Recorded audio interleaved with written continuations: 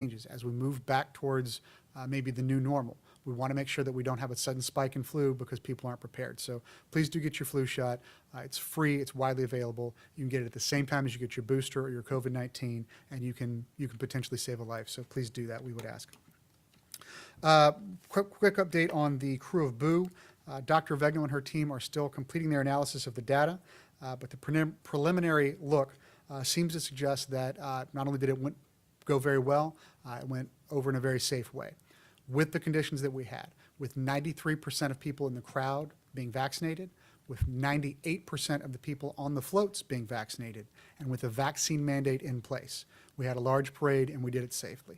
That is very encouraging news, and we want to make sure that those conditions maintain the high levels of vaccination, both in the crowd and on the floats, and that vaccine mandate remains in place.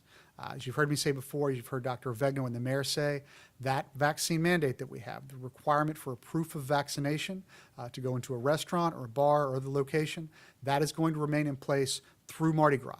That's the way we're going to get through this safely. So we do encourage people to stay mindful of that. Our businesses, our business owners, we encourage you to stay vigilant on that. Folks, if you're at a place where they should be checking for vaccines and they're not, you can let us know at 311.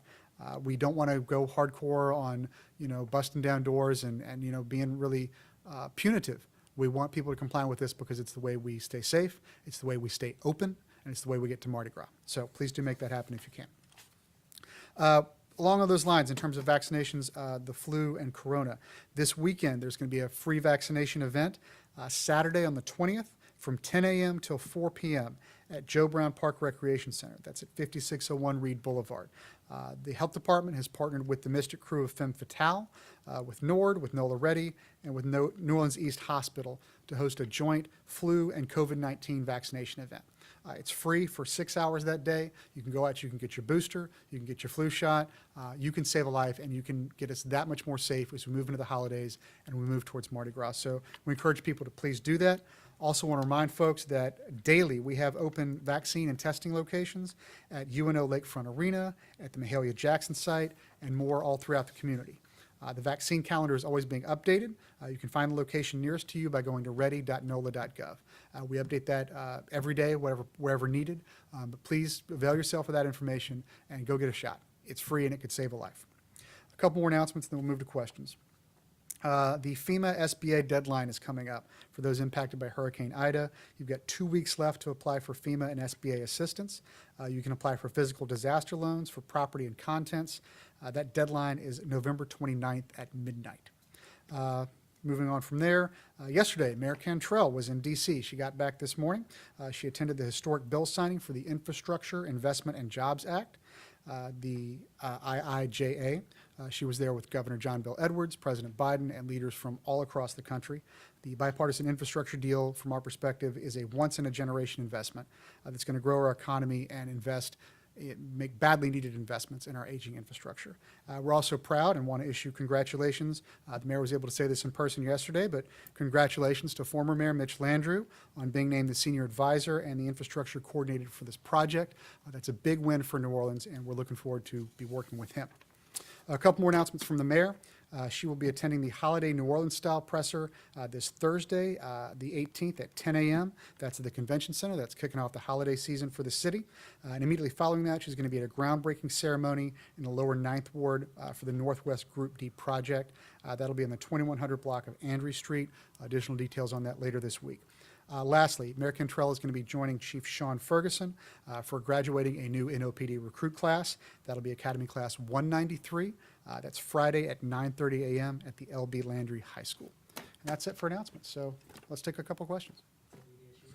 Yes. Thank you for being here. Oh, glad to be here.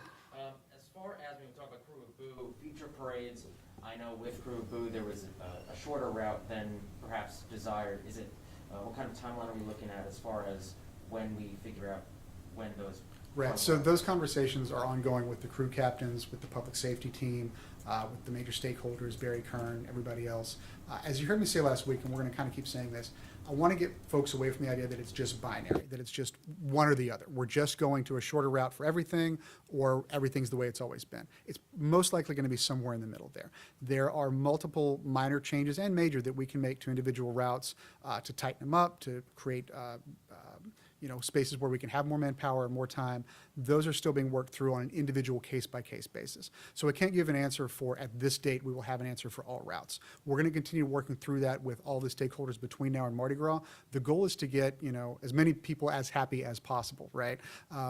Given the limitations of the resources that we have. So we're going to be going case-by-case on that. There's not a specific D-Day cutoff for when those decisions will be made. As you saw with Crew of Boo, it was literally the day before that they had to make a route adjustment, given the manpower that was available.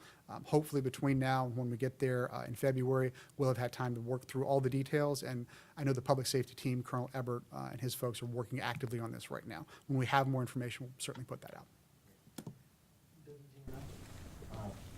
The traffic lights out on Carrollton, are you guys doing anything? When might people see those return? I know the DPW is working on it as quickly as they can. I don't have a specific date on that for you, but we're certainly aware of it. We're working to get it resolved as quickly as we can, and when we have more updates, we'll offer that. And then also, with the city not moving to the municipal auditorium, how long will that stay in the RFQ? And also, since the FEMA funds are under a deadline, when might the repairs start? Right, we don't have specific information in terms of those dates. There's been no real movement or change since I spoke about this last week. The RFQ process is continuing, has not yet been halted at this time because there's been no change at the site. The last public conversation we had about this, the mayor met with residents, met with stakeholders and leaders in that area that were obviously had a voice in this and were concerned about it. She put it to them to come forward with a solution and with funding. That has not happened yet, so we're still sort of in that space. No movement and no change at this time. Yes, I do have a budget question in there, because I know the Sure. hearings are still going on. I believe the sheriff's office is presenting their budgets today.